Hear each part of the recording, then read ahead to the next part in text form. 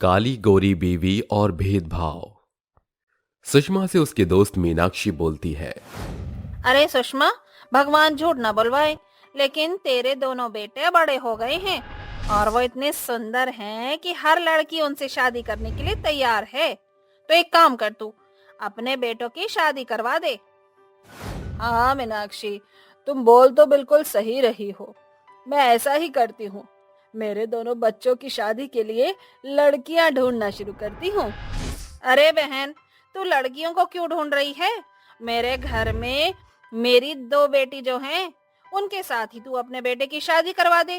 तेरे को अच्छा खासा दहेज भी दूंगी। लेकिन तेरी तो एक ही लड़की थी। हाँ हाँ, मेरी एक ही लड़की है, लेकिन तुझे तो पता है ना, मेरी लड़की थोड़ी सांवले रंग की है। अब उसकी शादी तो करवानी ही पड़ेगी, है ना? उसके लिए तुझे बहुत सारा दहेज दूंगी। और दूसरी मेरी जेठानी की लड़की है। पैसों के लालच में आकर सुषमा मीनाक्षी की लड़कियों की शादी अपने बेटे से तय करवा देती है।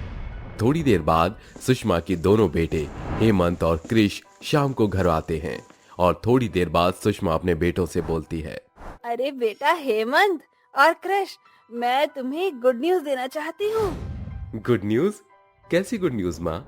यही कि मैं तुम दोनों की शादी मीनाक्षी की बेटी कोमल और अदिति से करवा रही हूँ। क्या माँ, आप भी ना, आपको जैसा ठीक लगे आप वो कीजिए। इतना कहकर वो सभी खाना खाकर अपने अपने कमरे में सोने के लिए चले जाते हैं और अगले दिन सुषमा पंडित को बुलाकर उन दोनों की शादी तय करवा देती है। और अगले एक हफ्ते के बाद हेमंत की शादी कोमल और क्रिश की शादी अदिति से हो जाती है। हेमंत की पत्नी बहुत ही सुंदर और सुशील होती है। वहीं दूसरी तरफ क्रिश की बीवी सांवली रंग की थी। क्रिश अपनी पहली रात को जब अपनी बीवी के कमरे में जाता है तब वो देखता है कि उसकी बीवी काली है। ये देखकर क्रिश उससे दूर हो जाता है और अदिति से गुस्से में बोलता है। तुम मेरी बीवी कभी नहीं बन सकती, समझी तुम? पर क्यों क्रिश जी? आखिर मैंने क्या किया है जो आप अपनी पहली ही रात पर इतना भड़क रही हो? मैं इतना स्मार्ट हूँ और तूने अपने आप को देखा है कलूटी कहीं की? तुझ में और मुझ में जमीन आसमान का फर्क है। तेरा मेरा मेल कभी नहीं हो सकता। हम दोनों दुनिया की नजरों में तो मियाँ बीवी हैं, लेकिन हम दोनों एक दूसरे के कुछ भी नहीं है। इसलिए तुम अपनी सीमाएं बनाए रखना। क्रिश अपनी बीवी अदिति के ऊपर भड़क रहा था तो वहीं दूसरी तरफ हेमंत अपनी पहली रात कोमल के साथ बड़े ही अच्छे से बिता रहा था। थोड़ी देर बाद सुबह हो जाती है और दोनों की पहली रसोई होती है कि तभी वहां पर उसकी सास सुषमा आती है और अपनी बहू कोमल से बोलती है। कोमल, तुम रसोई में खाना मत बनाओ।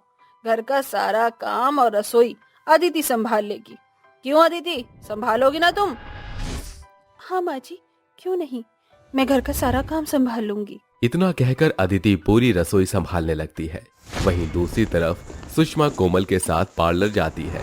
ऐसे ही कुछ दिन बीत जाते हैं और अदिति रसोई के साथ साथ अपना पूरा घर संभालने लगती है। वो अपना घर तो संभालने लगती है, लेकिन अदिति अपने पति का प्यार आज तक नहीं पा सकी।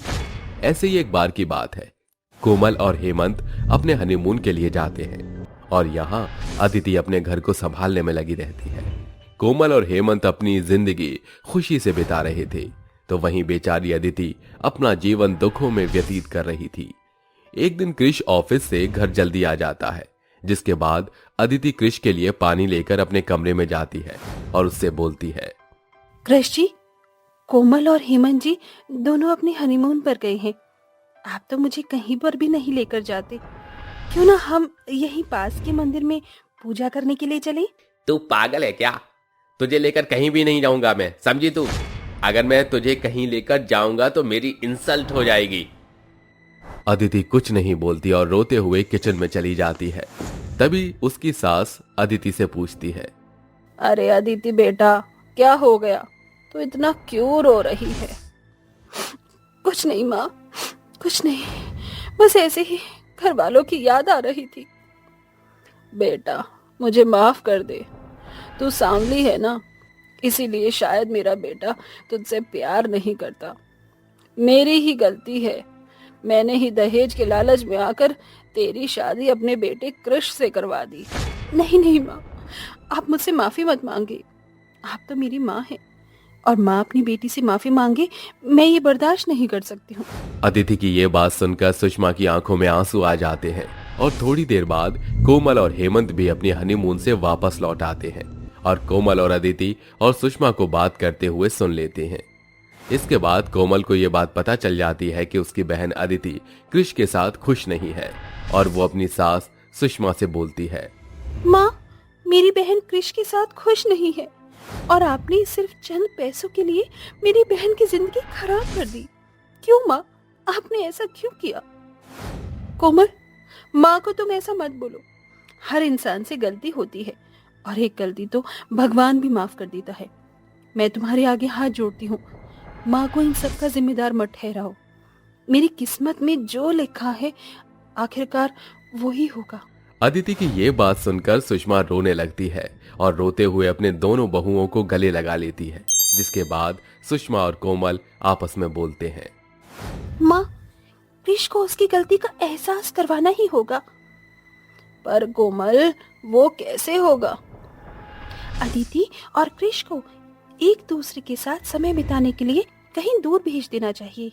वो दोनों आपस में बात कर ही रहे होते हैं कि तभी वहाँ कृष आ जाता है और वो अपने घर वालों से बोलता है, माँ, भाभी और भैया, मेरे बॉस की एनिवर्सरी है तो कल शाम हम लोग मेरे बॉस के घर पर बिग ग्रैंड पार्टी में जा रहे हैं। इतना कहकर कृष वहां से चला जाता है और अगले दिन वो अपने परिवार वालों के साथ अपने बॉस की एनिवर्सरी में जाता है। कृष अपनी पत्नी अदिति के साथ उस पार्टी में खड़ा होता है कि तभी कृष का एक दोस्त वहां आता है और उससे बोलता है, अरे कृष, ये तेरी बीवी है? अरे तो इसे शादी करके लाया है किसी कोयले की खदान में से? कोयले को उठा कर लाया है। भाई मैं क्या करूं, मेरी किस्मत में ये कलूटी ही लिखी थी। कृष के दोस्त कृष का मजाक बनाने लगते हैं और कृष को अपने दोस्त की बात सुनकर बहुत बुरा लगता है। वो गुस्से में वहां से अपनी बीवी का हाथ खींचते हुए लेकर बाहर की तरफ चला जाता है और उसको थप्पड़ मारते हुए बोलता है, तुम बहुत ही बेशर्म औरत हो। तुम जैसी औरत मैंने आज तक नहीं देखी।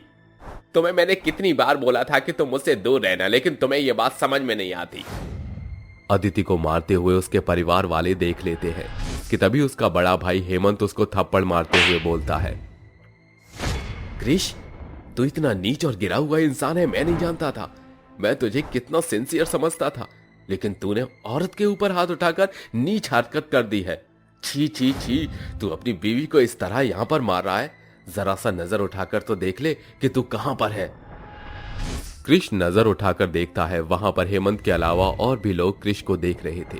अपने भाई को अपने लिए ऐसा बोलता हुआ देख कृष को बहुत बुरा लगता है और कृष को अपने किए पर बहुत ही ज्यादा पछतावा होता है, जिसके बाद वो अपनी पत्नी अदिति से माफी मांगता है। मुझे माफ कर दो अदिति, मैंने आज तक तुम्हारा प्यार नहीं देखा। हमेशा तुम्हारे रंग रूप की वजह से खुद से तुम्हें दूर करता रहा। मैं ये भूल गया था कि सामने लोगों के अंदर भी दिल होता है, दर्द तुम्हें भी होता है। कोई बात नहीं कृष जी, मैं काली हूं ना, इसीलिए मुझे आज तक कहीं भी किसी का प्यार नहीं मिला। मुझे तो ये सब सहने की आदत हो रखी है। अदिति की ये बात सुनकर कृष बहुत ही ज्यादा रोने लगता है और वो उसके आगे हाथ जोड़ते हुए घुटने के बल बैठ जाता है। अपने पति की ऐसी हालत में देख अदिति को और ज्यादा रोना आता है और वो और ज्यादा रोने लगती है। अपने पति को गले लगाकर उसको माफ कर देती है, जिसके बाद कृष अपनी पत्नी अदिति और अपने घर वालों को लेकर अपने घर चला जाता है, जिसके बाद वो अपनी पत्नी के साथ खुशी से रहने लगता है।